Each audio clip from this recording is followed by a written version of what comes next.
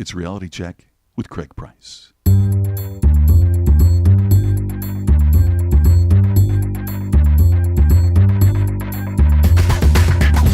I'm an idiot. 4 minutes in and I'm already wrong. I'm like a monkey. Hello, look at me. You're like a beautiful mind. I'm more like Forrest Gump. So it's, Craig Price is the man. I knew it. Craig, shut up. it's Reality Check with Craig Price. This week, live from the Salt Lake Comic-Con, it's Joan and John Cusack. Welcome to the podcast. I appreciate you're still around to listen. And if you're a first-time listener, hello. And if you're a long-time listener, you probably have wondered where I've been. Well, let me update you, and then we'll get to the panel with John and Joan Cusack. Yes, those Cusacks. So it's been about 6 weeks since you've heard from me, and I apologize for that. Some scheduling snafus combined with some life events have come into play, and let's start with Hurricane Harvey. I'm fine. My family and property are fine. It's embarrassingly so. I have had no problems. The power didn't even go out. But if you go a few miles in pretty much any direction, it can be rather devastating. Houston was hit hard, and we've been scrambling to get things back to some kind of normalcy. In fact, during today's panel, I wore my Houston Strong shirt to make sure that everyone back in Houston knew I was thinking about them.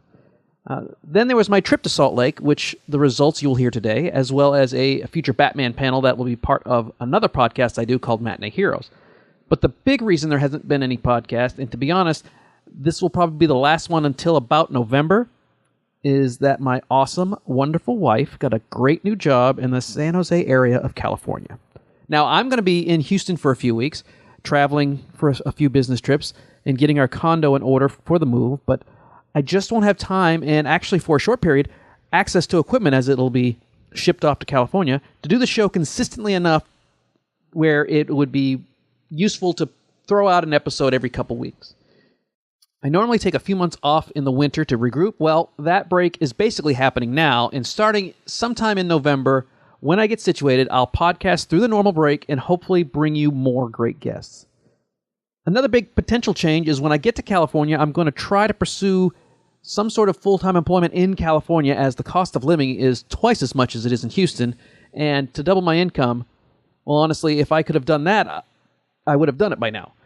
If you know anyone looking for a full-time trainer or a trainer position that's either based in San Jose or is nationwide and they're not hung up where I am, please let me know. Craig at SpeakerCraigPrice.com. I'm more than happy to travel. I do that anyways, but I really need to find a way to increase revenue to compensate for the new and wonderful area where it is absolutely amazing. I'm excited about the move. I can't wait to live somewhere where you can wear a sweatshirt again. I mean, it's the little things, folks. Plus, I've never been to this part of California. I've had a layover in San Francisco, but I've never actually been in San Francisco, and then I've obviously not been to the San Jose area. And I'm looking forward to sequoias, real redwoods. I'm looking forward to mountains. We're going to get close to Monterey, so the rocky beaches, seals. I'm going to be taking pictures of seals, you bet that, and so much more. But on to today's guest. Now, this is a shortened version of the panel I did in Salt Lake a few weeks back. It was a 35-minute panel, and the last 10 minutes are lost for all time. Well, audio-wise. If you want to see the panel, there is a YouTube video, but the audio isn't as good as what you'll hear today. I was honored to moderate this panel, and I made a conscious decision to allow my fanboy out since I knew I only had one or two questions up front with Joan and John. Salt Lake has really become the premier Comic-Con in the country, and it's so well run. So before we start, I want to thank Dan Farr and Brian Brandenburg. They're the founders of the con, as well as Ryan Call and Blake Castleman. They are the program directors who put me in this position to talk to the Cusacks. I really appreciate them, and I look forward to working with them, hopefully in the future. I will do anything they ask, and will show up anytime they allow it. Now, before I say anything about my panel, it is a simple working girl and her brother. A nice way to end one crazy summer. I'll be sure to ask questions that will get the in and out of their careers, but it's serendipity. The sure thing is I will have an awesome time. You definitely wouldn't be better off dead, so listen to this in high fidelity and hear me talk to American sweethearts, the Cusacks.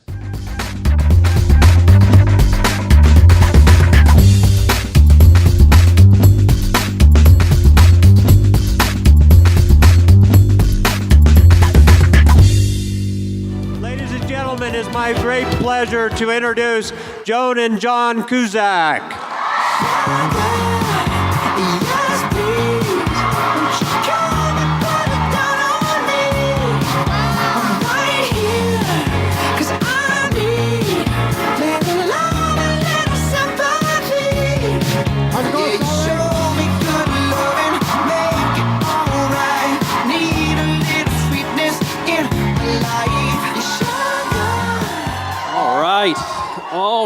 right. All right, Salt Lake. Wow.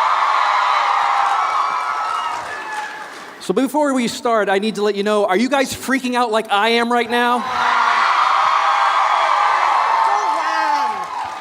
Go on. Here at Salt Lake, we pride ourselves on being a family-friendly con, and it's so great to see a family that loves to be with each other constantly. Yes. Yes.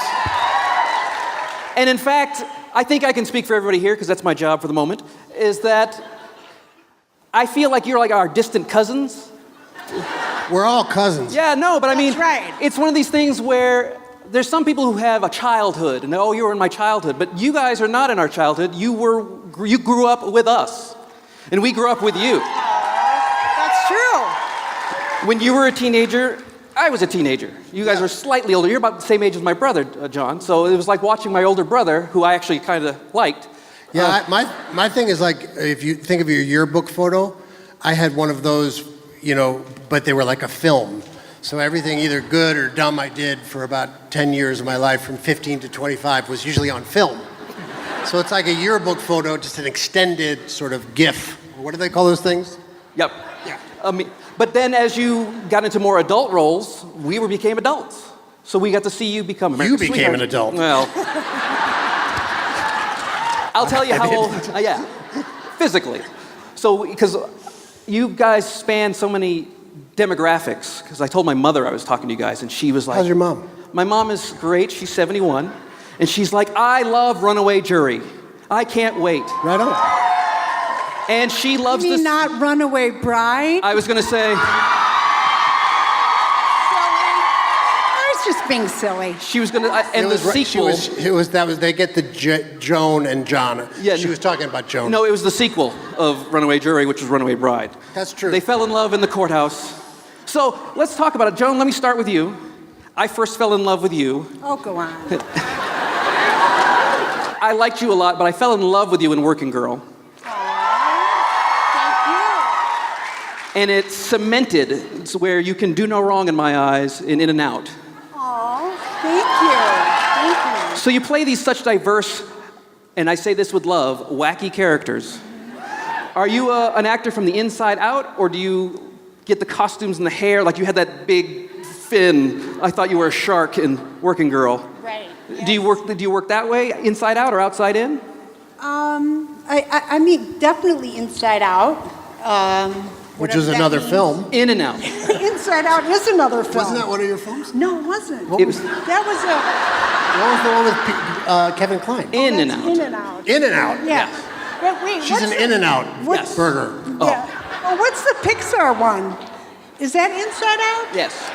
Oh, so there is an Inside Out. All right. Yeah. Anyway. But I digress.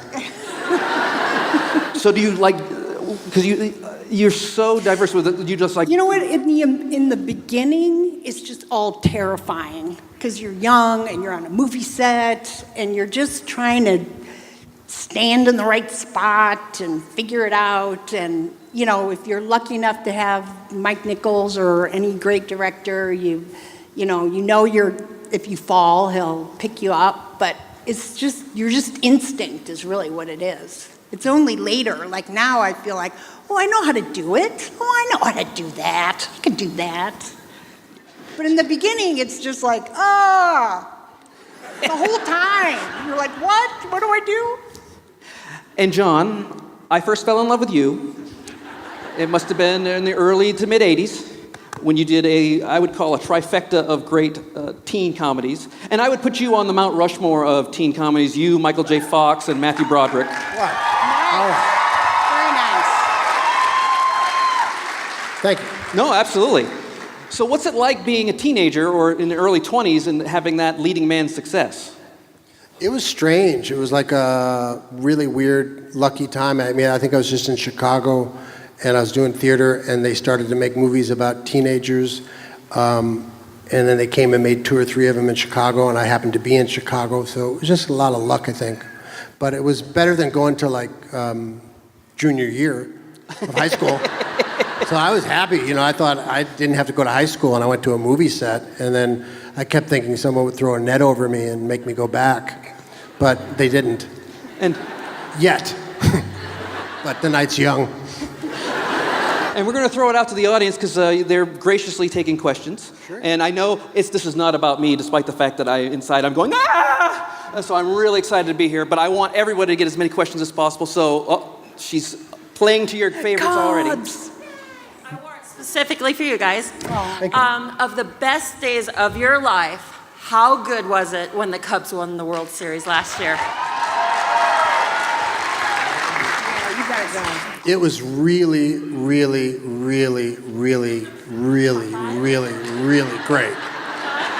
No, top like 1, 2, of things that are like still fun, I mean, like, I don't know it's how to explain it, but in Cleveland in Game 7, when Chapman gave up the home run and then the heavens burst open and there was a rain delay, it was like Moby Dick or something. Yeah, I just thought, it cannot continue. It cannot. And it became like Richard Burton screaming to God or something. It was very interesting and psychedelic experience. Fantastic. As a lifelong Red Sox fan, I know, but that's because you got Theo Epstein. Yeah, he's need to put him got in the that Hall. hue around him, man. He just is the curse buster. He should be in the Hall of Fame like yesterday. I think he will be. I think he will. Next up. Hi. Hi. I loved you both in Grosse Point Blank. Still one of my favorite movies. I wondered if you look for opportunities regularly to work together or if you have an upcoming project together. Because we love you together.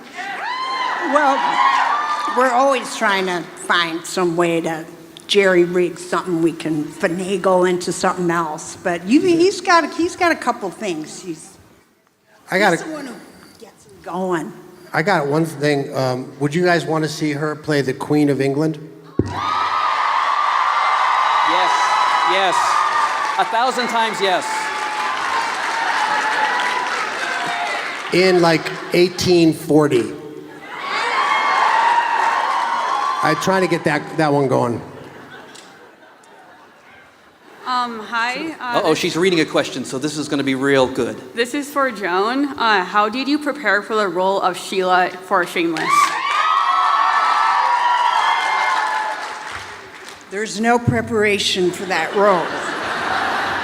All I did was look for dignity. It was a constant search for dignity. Did you find any? I kept looking, I will say that. I kept looking. So it was Every day, every script I read, I looked for dignity. It's like a quantum thing, like the Schrodinger's cat. Like if you look for it, it's not there, and you just keep looking. It's not there. But the not pursuit. there, but you keep looking for it. It's not the That's what I destination. did. That's what she did. It's All not the the destination, time. it's the journey, right? That's correct. I feel like Lipton all of a sudden. Go ahead. Since I'm not allowed to ask you out for a drink, John, I was wondering if, what is your go-to drink when you go out? Don't drink it, John. Don't drink it. She's going to slip something in it, I can tell you right now. No, well, if you go out in Utah, is it still near beer? It's 2.5, right? So when I was skiing here, I was looking for a real beer. We have the beer bar downtown. They have a whole great collection of imports and domestic, and we have local breweries that are super awesome. Recommend it. Thank you. Wow, awesome. And you have a shirt that says puppies. It's awesome. Hi, this question is for John. So when 1408 came out, there were multiple different endings. If you can remember them, did you have a preference for your favorite ending? I like the one that we used in the movie because that's what we decided, but then they decided they could actually, I guess, sell more DVDs by using the ones we didn't use. But that's kind of the way it works. But I like the one we chose. I thought the ending where he hears her voice on the tape recorder was kind of the coolest one. Did you have one you liked? That one was my favorite too. That was the one we used. That makes me happy. See, we were right. It was serendipity. There it is. What? Oh, Chris God, is not the what? only one with dad jokes. I've got some dad jokes too. Are you a dad? No, I'm not. Okay. But I have a bunch of jokes. Go ahead. Hello, my mom's a huge fan of yours, and unfortunately she couldn't be here today, but she wanted me to ask both of you, what favorite character have you played, like you enjoyed the most throughout your entire careers? Well, I'm gonna have to say mom. It's kind of dumb and queer, but I do feel like being a mom is hard work, and like a lot of times it's like you're just making it up as you go along, and you kind of like look to other moms, and it does feel like a character you have to like put on and get right and do stuff, and you know what I'm saying? But that's kind of a queer answer, not really the answer you're looking for. So do you have one, and I'll keep thinking? Let me think. I like. I feel it's like baseball, like where you, like 3 out of 10. If you you might fail 7 out of 10 times, but if you hit one right 3 out of 10, you're batting 300. So I have a bunch of them like that I liked, and I like doing the stuff that I was a writer and producer on. That was really fun. Next up. So my question's for Joan. So in Adam's Family, you play the professor's crazy girlfriend. It's one of my favorite He's movies. here. He was just here. That's why it's kind of funny because they're back to back. But how was the chemistry between you and Christopher Lloyd, and how fun was it to play that role? Well, it was fun for a lot of reasons, but one of them was because there wasn't that much GCI, there weren't like computer animated things back then, so they just had these intense sets that were really those places. And it was just so cool because they built them all, and it was in Warner Brothers, and you'd walk through those sound stages and be like, oh my God, they also shot Who's Afraid of Virginia Woolf here too. But then there would be this crazy, weird graveyard, and it was just nuts. And every day it was like they had different sound stages that were all full of these cool, magical art pieces to me. But I don't know, have you met him? I have. He's so sweet. Oh my God, he's so sweet, but he's quiet. So I was like, well, he's just a quiet guy. It's so great and so sweet, but I feel like, I was kind of crazy, so I don't know if I was a little overwhelming or the whole thing was kind of overwhelming. But he's amazing. He's just so sweet. He was just on stage just a second ago. Oh, He's right for see? you. Next. Hi, my name is Alethea, and I grew up loving your movies. One of my favorite movies was Journey of Natty Yan, and I just want to know... You're too young for that. I love it.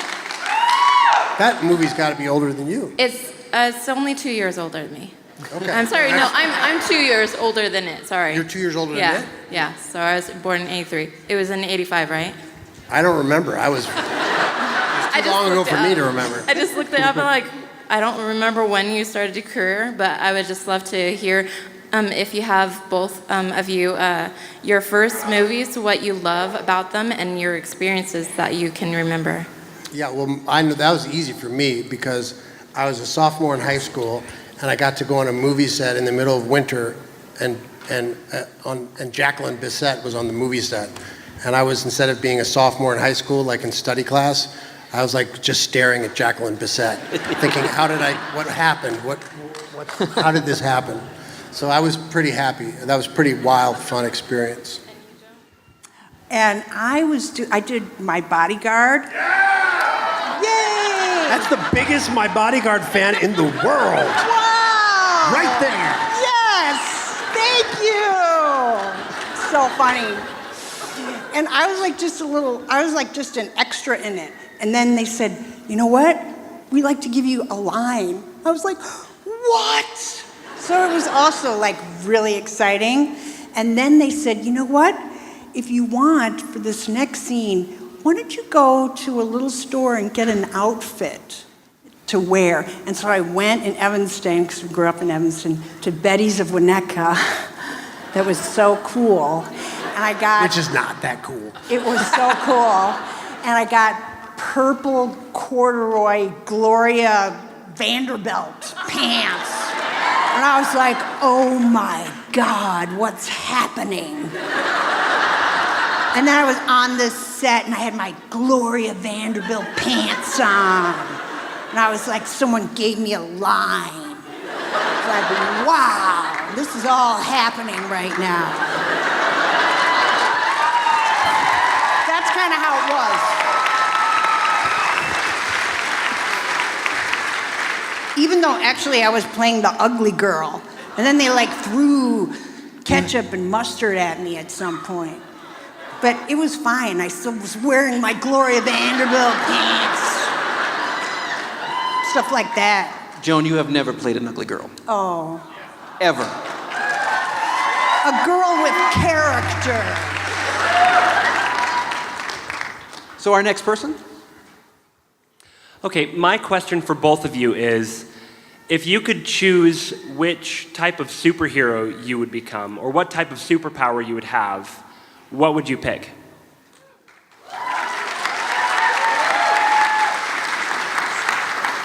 I would like fall into the wizardry, like the intuitive, super mental wizardry brain center of being able to read the past, the future, the present, and the weaving in of space and time, and then go forward and backward and then sideways, and then I would just come right to the area and I'd be like Gandalf, you shall not pass, mother... but I wouldn't swear because I'm better than that, and I would just have it all right there and I'd be a wizard.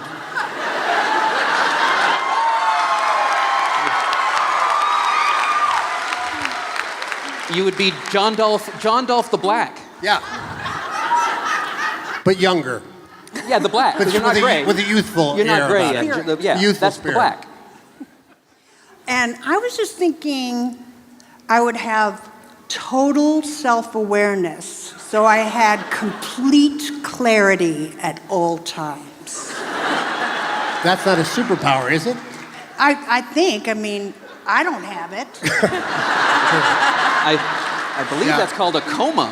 That's called a... That's right. No, that's not a coma. That's You're you're completely awake. aware. You're totally awake. Yeah. And aware. You're not a coma is you're asleep. This is awake. I guess there's different comas. All right. We'll agree to disagree. All right. A caffeinated superhero. Yeah. Always awake. Go ahead. Hi, any idea if we'll ever see Sheila again? Well... If Showtime pays... I didn't say that. I have one son who's still in high school, so I'm trying to be a good mom, my role, my most important role. And then She's an awesome mom, too. Aw. He's a good uncle, but we digress. Silly. So and he goes to college next year, so if the show's still running after next year, I could go. Yeah, thanks for asking about that, though. Joan, I loved Jesse. Great performance in that. John, I will say my favorite movie, Better Off Dead. Like one of my favorites all time. What is it about that movie? It's so hilarious. Like all my buddies would watch it and just be like, oh, that's awesome. So yes, yeah. Oh, my $2. That being said, you've never heard that before, John, right? No. Yes. Yeah. That being said, you had $2 for every time you heard that. I'm sure there's a lot of things behind the scenes, something funny, like give us some juice about the movie, maybe something that you thought of, or I don't know, like something that went on in the movie. I'd like to know some history. I can tell you something, but Yeah. I wasn't there. Do you have one? Well, I know that when we were doing the skiing stuff, we shot it in Utah here. Snowbird and Alta, and it was still at a time where like the insurance companies didn't like understand that actors are insane. So we'd be filming, and then we would just go bomb around the mountains all day, and we were just bombing around. And in retrospect, it was really crazy and fun. But I just love being in Utah. This is a Go ahead. question for Joan. Did you and Jack Black ever like prank each other on the set of School of Rock? No, I can't imagine. Are you a pranker? I'm not really a pranker. I get worried that I'm gonna hurt their feelings, or that I'll. Did Jack Black ever do anything? You know what? He was pretty quiet. Yeah. He's kind of quiet. Seems like they're professional. It's weird. Yeah. Yeah, isn't that strange? This lovely lady with the red hair.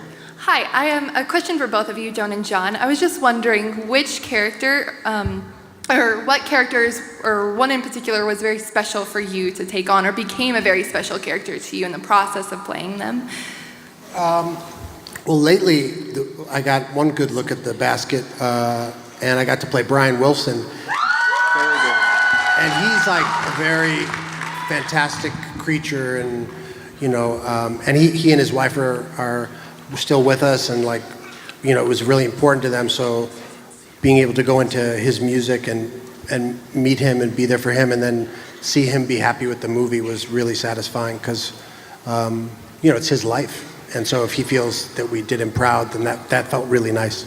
Wasn't he so good in He was that? fantastic. So good. And also Paul Dano, the whole thing, everybody tried to do Brian and Melinda right. So, and I think they felt like we did. So that was pretty cool. Did you and Paul Dano share notes beforehand, or did you guys just do your own things? No, you know, it was interesting. We just decided, and the director made the choice that we wouldn't compare notes. We would just do takes. Each have a specific take. But the beautiful thing about it is when I talked to Paul, you know, a little bit during the middle of it, we both found our entry into the Smile Sessions box set, which was the music when he sort of, you know, started a rough period in his life, and it was his masterpiece that he couldn't finish. So we both used that music as our entry point. Like we were both obsessed with the Smile Sessions box set. And so when I heard that, I thought, okay, this is going to work out, because I knew we were in the same headspace. That was so young lady wild, with- those sessions. Yeah. Hi, so this is for both of you. So, which character? How old are you, young woman? I'm 10. You are 10 years old. Awesome. You look awesome. Thank you. But which characters do you most resemble in real life, and why? I resemble the cartoon characters, I think, most that I've played. Yeah. I'd say that too. I feel like I am like Jessie. I'm just like not a princess and just trying to do the right thing. Occasionally too loud. Yeah, too loud. A lot of times too loud. Never too loud. Never too loud, John. Thank you. Thank you. Hi, this question is for Joan.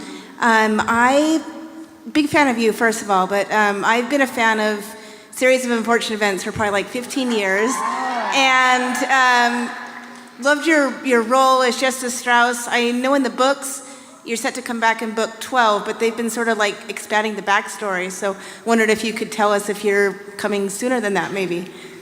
I think I'm supposed to come back for the 3rd season, so I don't know if they're changing it much from there, but I think the next season starts in January, maybe, right? So, yeah. I saw I was on Twitter, and some Twitter troll said, "Hey, John Cusack," and they posted this picture, and it said, "Cast Joan Cusack more." And I was like, "Yeah, man, they should be cast they should cast her all the time." But you got to do Lemony Snicket's again. Yeah, Shameless. yeah. So do you think she should be in more TV shows and movies?